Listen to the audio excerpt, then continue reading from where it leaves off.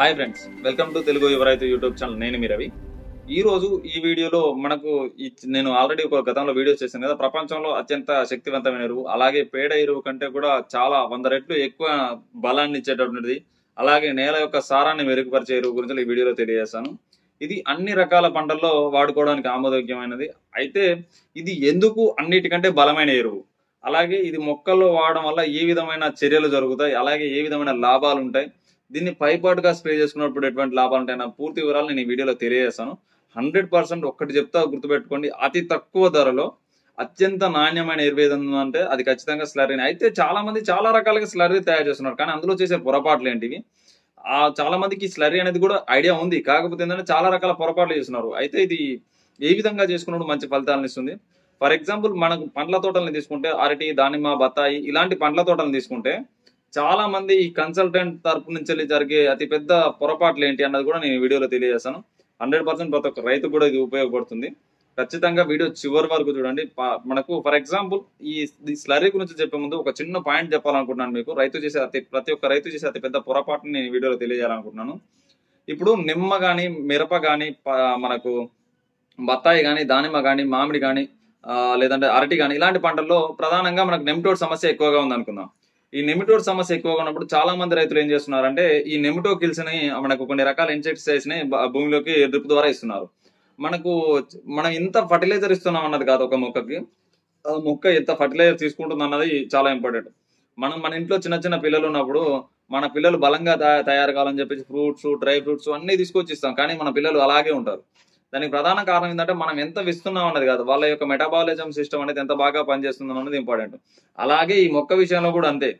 మీరు ఎన్ని రకాల ఎరువులు ఇస్తున్నారు, ఎన్ని ట్రక్కుల పెంట మట్టికి వస్తున్నారు, ఎన్ని కట్టల అడుగు మందులు వేస్తున్నారు అన్నది కాదు, ఆ మొక్క ఎంత తీసుకుంటుంది అన్నది ఇంపార్టెంట్. ఆ మొక్క అనేది పోషకాలను తీసుకోవాలంటే కొన్ని రకాల పద్ధతులు చెప్తుంటారు. వీటన్నిటికంటే కూడా మొక్క యొక్క CN రేషియోని బ్యాలెన్స్ చేసుకొని మొక్క అనేది పోషకాలను తీసుకుంటుంది. మొక్క 2 రకాల పద్ధతుల ద్వారా పోషకాలు తీసుకుంటుంది. ఒకటి రైజోస్పియర్, రెండోది ఎలక్ట్రికల్ కండక్టివిటీ ద్వారా తీసుకుంటుంది, క్యాటయాన్ ఎక్స్చేంజ్ కెపాసిటీ ద్వారా పోషకాలను తీసుకుంటుంది. ఈ 2 సరిగ్గా ఉన్నప్పుడే మొక్క పోషకాలు తీసుకుంటుంది. నేను అందుకే చాలా సార్లు చెప్తున్నాను, ప్యూర్ ఆర్గానిక్ లో మీరు సక్సెస్ అవ్వలేరు, అలాగని ప్యూర్ కెమికల్స్ లో మీరు సక్సెస్ అవ్వలేరు. ఏదైనా ఒకే మెథడ్ లో వెళ్ళినప్పుడు మీకు 2 అనేది డిస్టర్బ్ అయ్యి మనకు CN అనేది దెబ్బతింటుంది, కాల్షియం నైట్రోజన్ రేషియో అనేది దెబ్బతింటుంది, దానివల్ల డ్యామేజ్ జరుగుతుంది. అలాగే ఇప్పుడు ఇక్కడ నెమటో కిల్స్ వాడినప్పుడు ఏమవుతుందంటే మనకు బేసిక్ గా fungal feeder, bacterial feeder, predatory nematodes అని పలు రకాల నెమటోడ్స్ ఉంటాయి. ఇప్పుడు మనం ఈ నెమటో కిల్స్ వాడినప్పుడు ఏమైందంటే 100% మనకు ఇక్కడ భూమిలో ఏముంటది, ఫంగస్ లు, బ్యాక్టీరియాస్ మెయిన్ ఇంపార్టెంట్. ఫంగస్ వల్ల CN, బ్యాక్టీరియాస్ వల్ల నైట్రోజన్, ఈ 2 ఫిక్సేషన్ చేయబడతాయి. దాంతో పాటుగా ప్రోటోజోవాలు కావాలి, నెమటోడ్స్ కూడా కావాలి. నెమటోడ్స్ కి మనం వాడినప్పుడు మనకు ప్రీడియేటరీ నెమటోడ్స్ చనిపోతాయి, ఫంగల్ ఫీడర్ నెమటోడ్స్ చనిపోతాయి, బ్యాక్టీరియల్ ఫీడర్ నెమటోడ్స్ చచ్చిపోతాయి. ఇప్పుడు ఇవన్నీ చనిపోయినప్పుడు ఏమైందంటే రూట్ గ్రబ్స్ వస్తాయి, అంటే వేరు పురుగులు వస్తాయి. EPNలు అనేవి వేరు పురుగుల్ని చాలా బాగా కంట్రోల్ చేస్తాయి అన్నది ప్రతి ఒక్క రైతుకు తెలిసిందే. ఇప్పుడు మనకు ప్రీడియేటరీ నెమటోడ్స్ చనిపోయినప్పుడు ఏం జరుగుతుంది అంటే ఆటోమేటిక్ గా రూట్ గ్రబ్స్ వస్తాయి, ఈ వేరు పురుగులు వస్తాయి. ఈ పెంటమట్టి ఇలాంటి వేసినప్పుడు అక్కడ రూట్ గ్రబ్స్ అనేవి అభివృద్ధి చెందుతాయి. ఈ రూట్ గ్రబ్స్ అభివృద్ధి చెందడం వల్ల వేరు పురుగు వల్ల మనకు కాండం దగ్గర కుళ్ళిపోవడం, వేరు కుళ్ళు రావడం, ఇలాంటి సమస్యలు వస్తాయి. ఇప్పుడు ఒక రాయి తీసుకొని తలకాయ బల కొట్టుకోవడం కోసం అని చెప్పేసి ఆ రాయి పక్కకేసి ఇంకో రాయితో తలకాయ బల కొట్టుకోవడం మంచిదైతే కాదు కదా. ఒకటి గుర్తుపెట్టుకోండి, ఇప్పుడు మీరు ఇక్కడ నెమటోడ్స్ కంట్రోల్ చేశారు, కానీ అట్ ద సేమ్ టైం మీరు మళ్ళీ వేరు పురుగుని మీరే ఆహ్వానించారు, మళ్ళీ వేరు పురుగుకు ఒక మందు వాడతారు. ఈ వేరు పురుగుకు ఒక మందు వాడినా కూడా ఇక్కడ రూట్ క్రాప్స్ క్లియర్ అయినాయి. 2 రకాల పెట్టుబడులు పెట్టారు. దాంతో పాటుగా ఇక్కడ ఫంగల్ ఫీడర్స్ నెమటోడ్స్ చనిపోవడం వల్ల ఇక్కడ ఫంగస్లు అనేవి ఎక్కువగా పెరిగిపోతాయి. ఈ ఫంగస్లు అనేవి ఎక్కువగా పెరిగిపోవడం వల్ల ఇక్కడ ప్రోటోజోవా యొక్క కౌంట్ అనేది తగ్గిపోతుంది. ఈ ప్రోటోజోవా కౌంట్ తగ్గిపోయినప్పుడు ఆటోమేటిక్ గా CN అనేది ఇంబ్యాలెన్స్ అవుతుంది. అక్కడ న్యూట్రిషన్ అనేది సరిగ్గా మనకు డీకంపోజ్ కాదు. ఆ న్యూట్రిషన్ డీకంపోజ్ కానప్పుడు మొక్కల్లో పల్లాక్ ఖచ్చితంగా వస్తుంది. మీరు ఇప్పుడు నెమటోడ్స్ దగ్గర పల్లాకే వచ్చింది, మనకు ఎండుపులు వచ్చింది, డైబ్యాక్ వచ్చింది, మళ్ళీ ఇప్పుడు కూడా డైబ్యాకే వచ్చింది కదా. మీరు సంపాదించిన సంపాదన అంటూ ఏం లేదు కదా. ఈ విధంగా ఒక్కదాన్ని కంట్రోల్ చేయడం కోసం రైతు ఏం చేస్తున్నాడు అంటే మళ్ళీ మళ్ళీ మళ్ళీ మళ్ళీ మళ్ళీ చైన్ సిస్టమ్ ద్వారా దీన్ని డ్యామేజ్ చేసుకుంటూ వస్తున్నాడు. కాబట్టి ఈ నెమటోడ్స్ అనేది ప్రధానంగా మీకు చిన్న ఎగ్జాంపుల్ చెప్తాను. ఎవరికైనా నెమటోడ్స్ అటాక్ ఎక్కువగా ఉంటే 4 రోజులు కంట్రోల్లో ఉంటుంది. ఒక ఎకరానికి 2 కేజీల బెల్లం డ్రిప్ ద్వారా ఇవ్వండి, మీకు 4 రోజుల వరకు ఆ మొక్క కాపాడబడుతుంది. అంటే దాని అర్థం ఏంటంటే 2 కిలోల బెల్లం ఇచ్చినప్పుడు ఈ 2 కిలోల బెల్లంలో ఉండేటువంటి కార్బన్ మెటీరియల్ వల్ల 4 రోజుల వరకు ఆ నెమటోడ్స్ ని రూట్ ఫీడర్ గా మారకుండా చేస్తుంది. ఈ రూట్ ఫీడర్ గా మారకుండా చేస్తుంది. కాబట్టి ఈ విధంగా మనం దానికి సరైన ఫుడ్ ఉన్నప్పుడు నెమిటోడ్ అనేది మొక్కను ఏం చేయలేదు. అలాంటి ఎరువుల్ని మనం ఇచ్చుకున్నప్పుడు ఆ మొక్క అనేది బలంగా ఉంటది. ఈ డైబ్యాక్ ఇలాంటి సమస్యలు రాకుండా ఉంటాయి. అలాగే ఈ వేరు పురుగులు రాకుండా ఉంటాయి. దాంతో పాటుగా ఈ పేడ ఎరువులు ట్రక్కులు వేయడం గొప్ప కాదు. ఈ ట్రక్కులు పేడ ఎరువు వేసినప్పుడు ఏమైతుందంటే మనకు ఈ నేను చాలా వీడియోలలో చెప్పాను. ఒక ఇనార్గానిక్ మ్యాటర్ భూమిలో ఉందనుకుందాం. దాన్ని డీకంపోజ్ చేయడానికి ఖచ్చితంగా బ్యాక్టీరియాస్ అండ్ ఫంగస్లు, ప్రోటోజోవాలు ఇవన్నీ అవసరం. ఇప్పుడు మనం పెంటమట్టి భూమిలో వేసినప్పుడు 100% భూమిలో 2 రకాల జీవులు ఉంటాయి. ఒకటి సింబయోటిక్, 2 సాప్రోఫైటిక్. సింబయోటిక్ అంటేనేమో వేరు వ్యవస్థతో కలిసి జీవించేవాడిని సింబయోటిక్ అంటాం. తెలవదు కాదు, తెలుసుకోవాలి. తెలుసుకోవడానికి ట్రై చేయండి. తెలిసిన వాళ్ళు ఇంకొంచెం ఈ నాలెడ్జ్ షేర్ చేయడానికి మాతో కాంటాక్ట్ అవ్వచ్చు. సింబయోటిక్ ఫంగస్ ఏం చేస్తా అంటే వేరు వ్యవస్థతో సహజీవనం చేస్తూ వేరు వ్యవస్థ ఇచ్చేటువంటి ఫుడ్ తీసుకొని భూమిలో ఉన్నటువంటి పోషకాలని వెతికి మొక్కకు అందిస్తాయి. వీటినే వాసికల్ ఆర్బాస్కులర్ మైకోరైజల్ అంటారు. కొన్ని రకాల ట్రైకోడర్మా స్ట్రెయిన్స్ కూడా సింబయోటిక్ యాక్షన్ కలిగి ఉంటాయి. కొన్ని రకాల బ్యాసిలస్ గ్రూప్ కి చెందిన బ్యాక్టీరియాస్ ఫంగస్ కూడా సింబయోటిక్ యాక్షన్ కలిగి ఉంటాయి.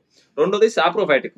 ఈ సాప్రోఫైటిక్ అంటే ఏంటంటే మనం భూమిలో ఉన్నటువంటి ఇనార్గానిక్ మ్యాటర్, ఫర్ ఎగ్జాంపుల్ మనకు ఆకులు కావచ్చు, అలములు కావచ్చు, మనకు చెట్లు కావచ్చు, కర్రలు కావచ్చు, పుల్లలు కావచ్చు, గత తాలూకు వేరు కావచ్చు, ఇవన్నీ కూడా ఇనార్గానిక్ మ్యాటర్స్. అంటే మనకు భూమిలో ఉండేటువంటి లిగ్నిన్ కంటెంట్స్ ని ఇవి వాటిపైన చేరి వాటిని తిని దాన్ని సెకండరీ మెటబలైట్స్ లాగా పోషకాలుగా మారుస్తాయి. ఇది నేను సాధ్యమైన రైతు భాషలో చెప్పడానికి ప్రయత్నిస్తున్నాను. అర్థం చేసుకోవడానికి ప్రయత్నించండి. ఇది ఎందుకంటే మీకు చాలా ఉపయోగపడుతుంది. ఈ విధంగా 2 రకాల ఫంగస్లు ఉంటాయి. ఇప్పుడు మనం 2 ట్రక్ల పెంటమట్టి వేసినప్పుడు అక్కడ సరైన బ్యాలెన్స్డ్ ఫుడ్ మైక్రోబ్స్ అనేవి లేనప్పుడు, సూక్ష్మజీవులు అనేవి లేనప్పుడు ఆటోమేటిక్ గా అది యూజ్ అవ్వదు కదా. నా ఉద్దేశం ప్రకారం ఎకరానికి ఒక 500 కేజీల పెంటమట్టి సరిపోతుంది. ఒక 500 కేజీల పెంటమట్టిని సరిగ్గా వాడుకున్నట్లయితే 100% మీకు చాలా ఒక 4-5 కట్టల అడుగుమంది కట్టలతో సమానంగా పనిచేస్తుంది. ఒకవేళ వాడుకోవాలన్న పూర్తిగా ఆర్గానిక్ కార్బన్ అనేది లేని వాళ్ళకి. ఇక రెండోది వచ్చేసి ఇన్ని రకాల పనులు నేను చేయలేను అన్నప్పుడు చాలా మంది స్లర్రీ తయారు చేస్తున్నారు. కాకపోతే ఈ స్లర్రీ ఏ విధంగా తయారు చేస్తున్నారు అంటే ఒకటి నెమిటోడ్స్ తయారు చేస్తున్నారు, ఒకటి ఫంగల్ ఇన్ఫెక్షన్స్ తయారు చేస్తున్నారు, ఇంకొకటి వచ్చేసి పోషకాలకు తయారు చేస్తున్నారు. ఎన్ని రకాల స్లర్రీలు అవసరం లేదు. ఇంకొకటి నేను ఫస్ట్ లో చెప్పాను కదా, మొక్కకు మనం ఎంత ఫుడ్ ఇస్తున్నాం అన్నది ఇంపార్టెంట్ కాదు. మొక్క అనేది ఎంత ఫుడ్ తీసుకుంటుంది అన్నది ఇంపార్టెంట్. మనం ఎంత ఇచ్చినా మొక్క తీసుకునే దశలో లేనప్పుడు, తీసుకునేటువంటి పరిస్థితుల్లో లేనప్పుడు మీరు టన్ను, 2 టన్నులు, 3 టన్నులు ఇచ్చినా కూడా ఎటువంటి ఉపయోగం అనేది ఉండదు. కాబట్టి ఈ స్లర్రీ అనేది తయారు చేసుకునేటప్పుడు నేను చెప్తుంటా కదా ఈపీపీ బ్యాక్టీరియాస్ అని. ఆ ఈపీపీ బ్యాక్టీరియాలో 12 రకాల బ్యాక్టీరియాస్ ఉంటాయి, ఒక 3 రకాల ఫంగస్ ఉంటాయి. దాంతో పాటుగా సిఎన్ ని బ్యాలెన్స్ చేయడం కోసం అని చెప్పేసి కొన్ని రకాల 8 టైప్స్ ఆఫ్ బ్యాక్టీరియాస్ ఉంటాయి. మనకు ఎటువంటి ఉపయోగం పడవు. కాకపోతే వీటి యొక్క కౌంట్ అనేది రెగ్యులేట్ చేయడానికి యూజ్ అవుతాయి. అయితే ఇలా సిఎన్ ఒక పావు కేజీ మీరు సింగిల్ స్ట్రెయిన్ తీసుకోవడం వల్ల వచ్చే నష్టాలు ఏంటంటే మీరు పిఎస్బికి ఒక 300 పెట్టాల్సి ఉంటుంది, కేఎస్బికి ఒక 300, ఇన్ని రకాల పెట్టుబడులు పెట్టి అనవసరంగా పెట్టుబడి పెంచుకోవద్దు. కేవలం ఈపీబీ అనేది మీకు తక్కువ ధరలో వస్తుంది, ఒక 200-300 రూపాయలు వస్తుంది కాబట్టి ఒక ఎకరాకి తీసుకొని దాంతో పాటు మీరు గరిష్టంగా 10 కేజీల చెక్క వేసుకోండి. గరిష్టంగా ఎక్కువలో ఎక్కువ ఒక 10 కేజీల చెక్క వేసుకోండి, తక్కువలో తక్కువ ఒక 4 కేజీల చెక్క వేసుకోండి. నూనె చెక్కలు, గణక చెక్కలు వేసుకోండి. ఈ 2 వేసుకోవడం వల్ల ఏమైందంటే ఇక్కడ ఈ చెక్కలు అనేవి సాప్రోఫైటిక్స్ లాగా, అంటే సాప్రోఫైటిక్ ఫుడ్ లాగా యూజ్ అవుతాయి. ఈ బ్యాక్టీరియాలు అనేవి మనకు ఇక్కడ బెల్లం ద్వారా చెక్కల ద్వారా డెవలప్ అవుతాయి. సాయిల్ లోకి వెళ్ళినప్పుడు అక్కడ ఏదో ఒక రకమైన సాప్రోఫైటిక్ ఫుడ్ అనేది ఉంటుంది కాబట్టి దాన్ని డీకంపోజ్ చేసి మొక్కకు ఆర్గానిక్ కాంపౌండ్ అనేది పెంచుతాయి. అంతేగాని మీరు 10 కిలోలు, 20 కిలోలు, 50 కిలోలు, ఒక్కొక్కరు 50 కిలోలు కూడా వేసి స్లర్రీ తయారు చేస్తున్నారు. దానివల్ల ఎటువంటి ఉపయోగం అయితే ఉండదు. ఎందుకంటే మీరు ఎంత ఫుడ్ ఇచ్చినా కూడా తీసుకునేంత తీసుకుంటది కదా. 50 కేజీలు వేయడం వల్ల ఎక్కువ తీసుకోవడం అనేది ఏమి ఉండదు. భూమిలో ఏది శాశ్వతంగా ఉండదు. ఆర్గానిక్ కార్బన్ కూడా ఆవిరైపోతుంటుంది మనం చేసే లోతుదుక్కుల వల్ల కావచ్చు, ఇంకా వేరే వేరే కారణాల వల్ల కావచ్చు, ఎండ వల్ల కావచ్చు, సాయిల్ మల్చింగ్ లేకపోవడం వల్ల కావచ్చు, ఇలా చాలా రకాల కారణాల వల్ల ఈ ఆర్గానిక్ కార్బన్ కూడా ఎవాపరేట్ అయిపోతుంటది.